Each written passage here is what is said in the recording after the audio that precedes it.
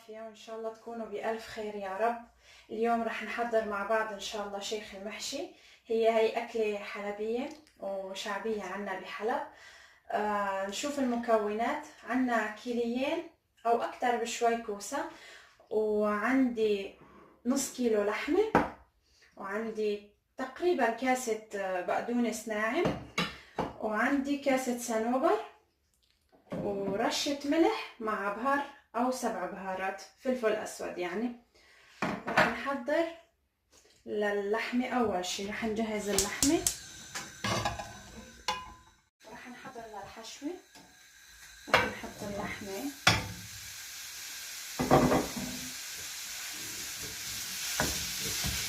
رح نقليها شوي،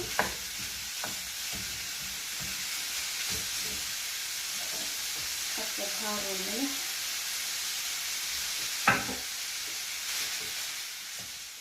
تقريبا جهزت عنا اللحمة.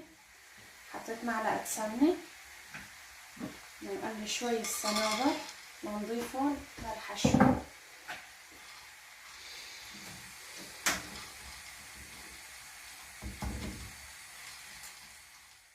بعد ما صار عنا الصنوبر جاهز، رح نحطه فوق اللحمة، نقلبه تقليبة يعني بسيطة. اللحمة صارت جاهزة عنا.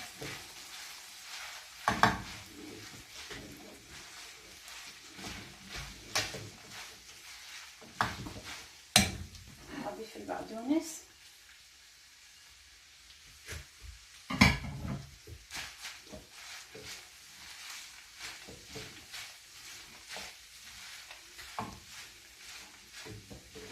ونطفي الغاز.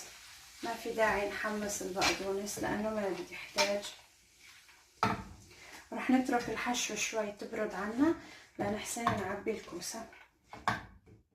بعد ما بردت عنا اللحمة شوي رح نعبي الكوسة.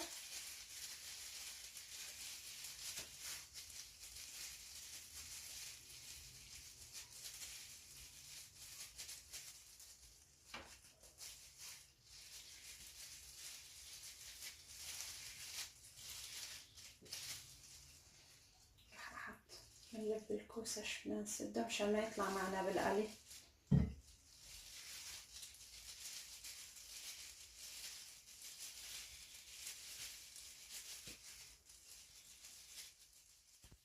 بعد ما خلصنا الكوسة حشي رح نقليها بالزيت النباتي.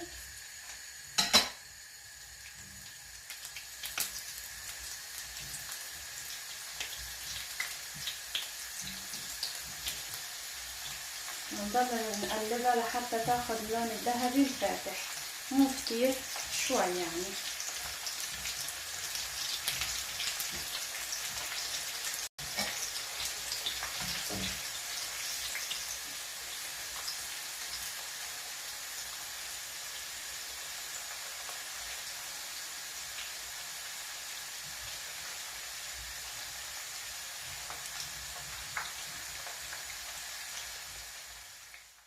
بعد ما خلصنا كل كمية الكوسة رح نحط لها مي، نتركها تغلي تقريبا ربع ساعة، مو أكتر.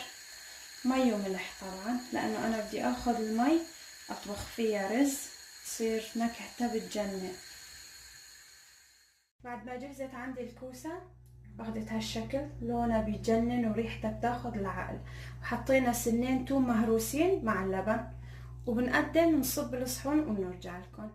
بعد ما خلصت وصفتنا وجهزت عنا، قلينا الصنوبر بالسمن العربي شوي.